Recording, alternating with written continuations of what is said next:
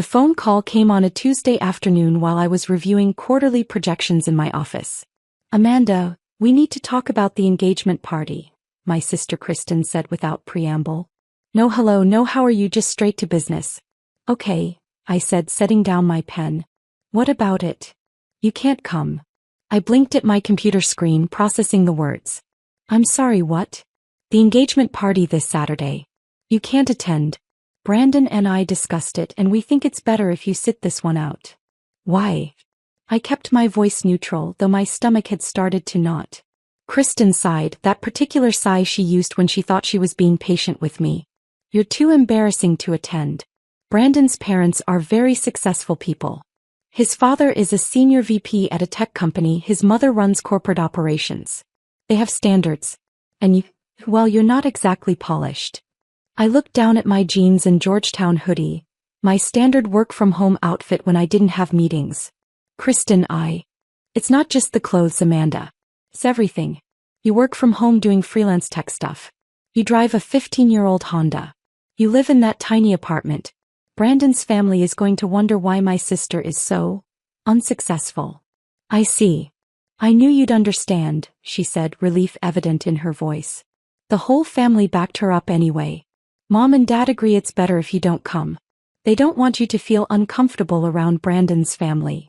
"How considerate." "Exactly. I'm glad you're being mature about this. We'll do a separate dinner, just us, after the wedding. Something casual where you'll fit in better." She hung up before I could respond.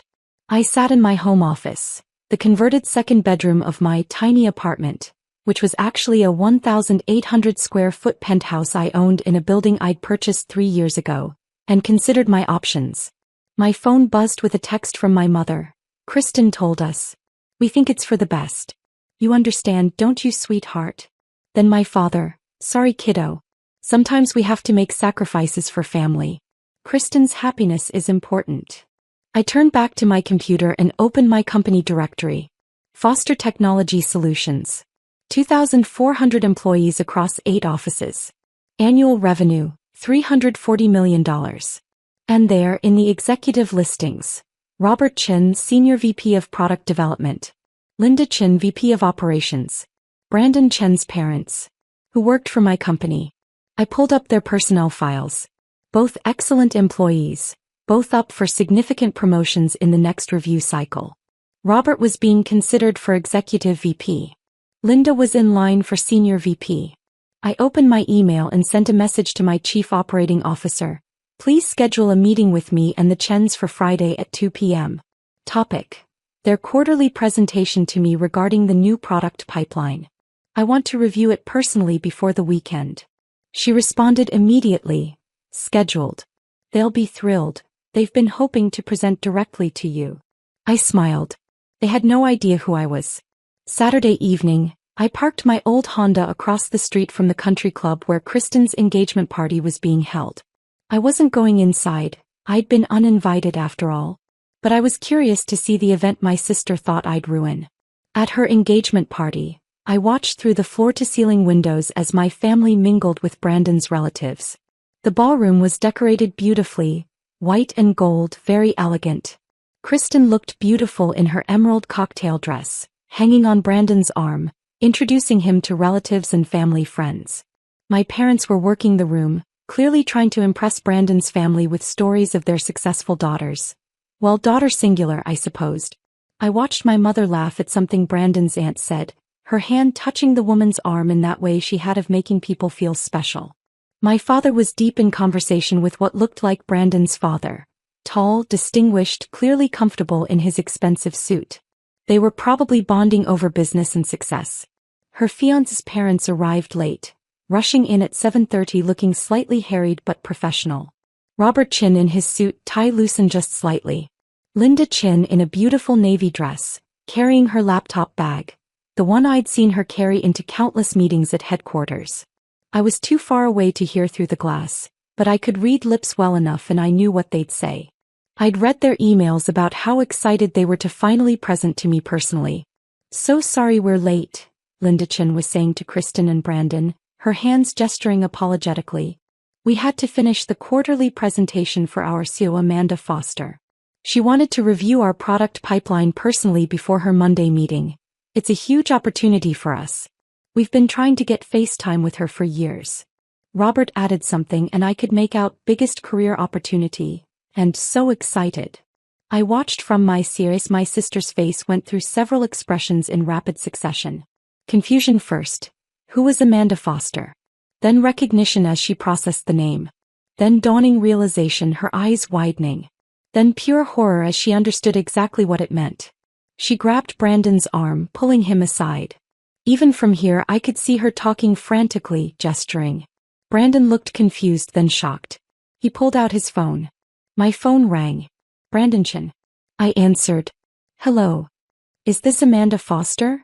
His voice was tight. It is. The Amanda Foster who owns Foster Technology Solutions? Yes. My sister's. You're Kristin's sister Amanda? That's correct. A long silence. She uninvited you from our engagement party because she was embarrassed by you. She did. Because you work from home doing freelance tech stuff. That's what she said. Another silence. You're the CEO of a $340 million company.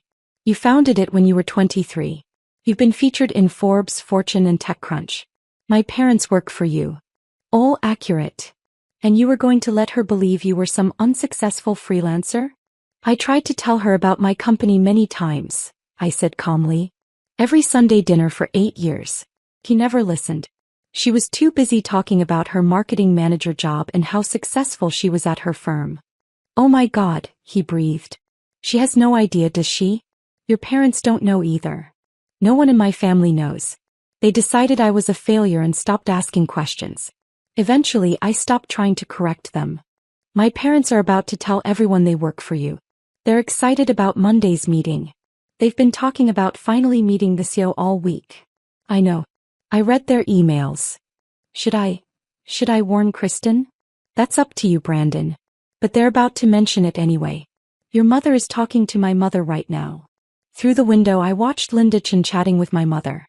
I saw her mention Amanda Foster, and gesture enthusiastically.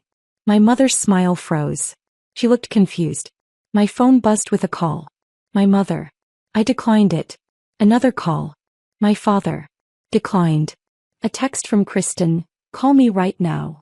I texted back, I was uninvited to your party. I'm respecting your wishes by not attending. Enjoy your evening. My phone rang again. This time I answered. Amanda, what the hell? Kristin's voice was shrill.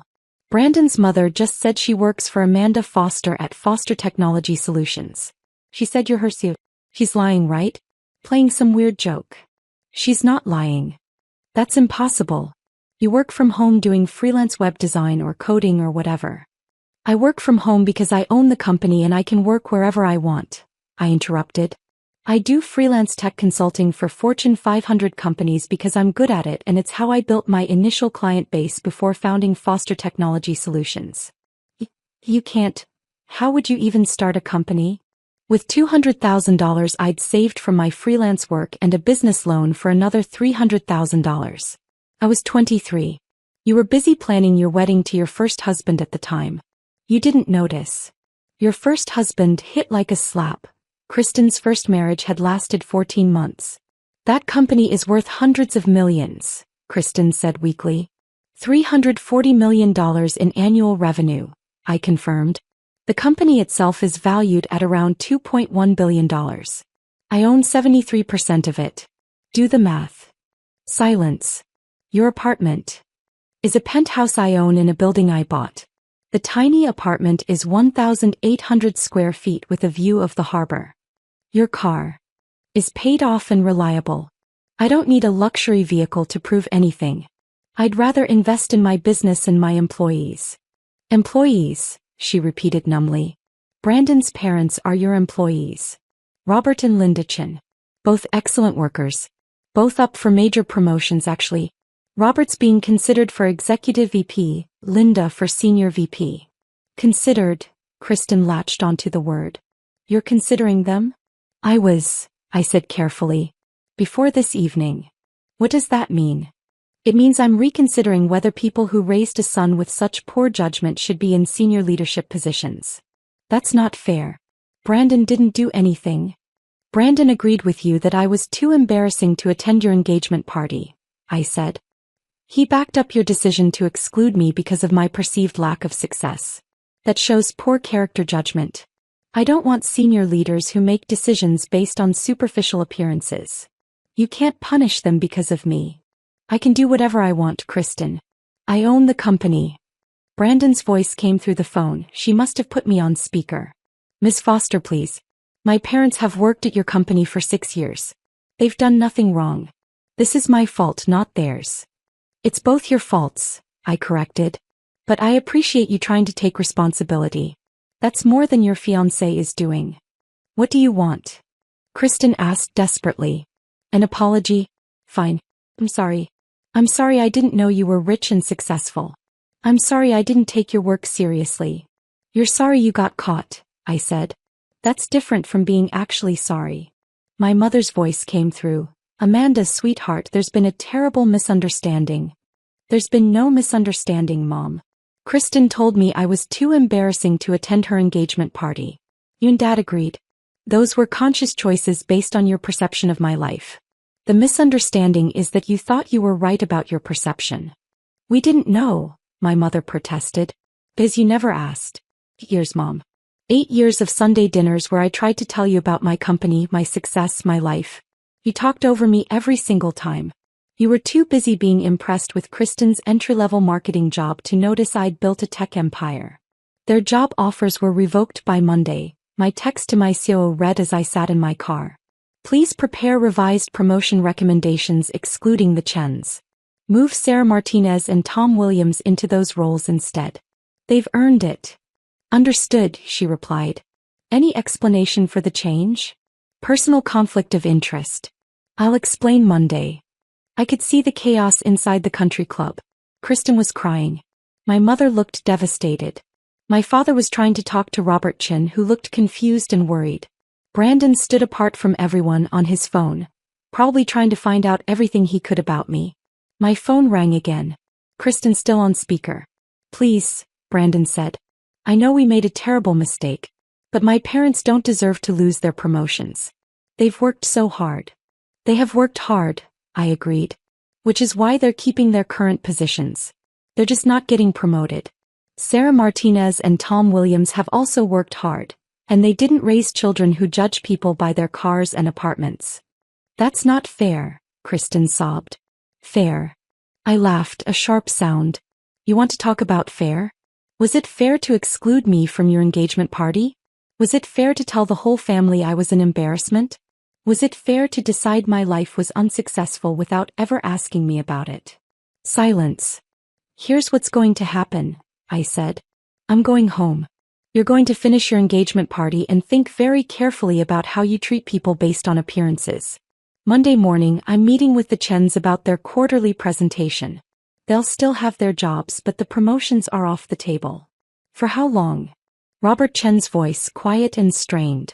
Until I'm convinced they've raised a son who values character over appearances. Could be 6 months, could be 6 years. Could be never. That's up to Brandon.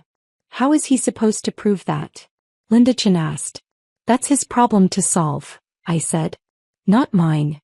I hung up and drove home to my penthouse apartment. Monday morning, the Chens gave an excellent presentation. Their product pipeline recommendations were solid, their data impeccable. I approved their plans and thanked them for their work. Miss Foster, Robert Chin said as they were leaving. About the promotions.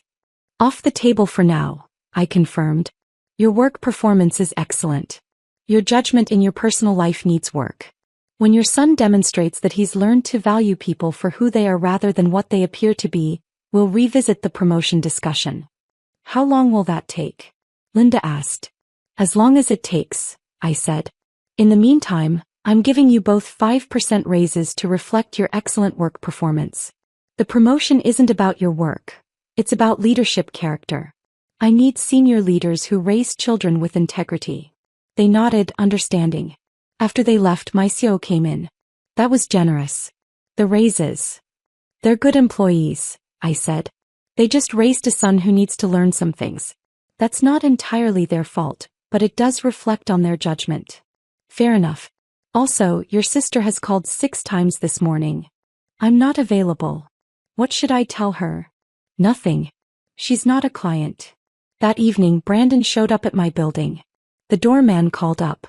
Mr. Chin is here to see you, Miss Foster. Send him away. He says it's important. About his engagement. I sighed. Fine. Send him up. Brandon looked tired when I opened the door. Thank you for seeing me. You have 5 minutes. I broke up with Kristin, he said. I blinked. Why? Because you were right. She judged you based on appearances. She was embarrassed by you without knowing anything about your actual life. And I went along with it because... He paused. Because I was too focused on what my parents would think. I valued their opinion over doing the right thing. That's unusually self-aware. I've spent the last 2 days thinking about it, he said. My parents raised me to value hard work and integrity. Then I met a woman working from home in jeans and an old car, and I judged her as unsuccessful. That's the opposite of what they taught me. So you're here to apologize and ask if there's any way my parents can earn back their promotions. Not for me, I know I screwed up, but they really do deserve them. I considered him. 6 months. Your parents stay in their current roles with their raises. In 6 months, if their performance continues to be excellent, we'll discuss promotions again. Thank you. Don't thank me. Thank your parents for being good employees despite raising a son who needs to work on his judgment. He winced but nodded. Fair. And Amanda? I'm sorry. For what it's worth. Apology noted. After he left, I called my parents. Hello. My mother sounded cautious. I'm having dinner at my place this Sunday, I said. You're invited. So is Kristin if she wants to come. I'll order from the Italian place you like.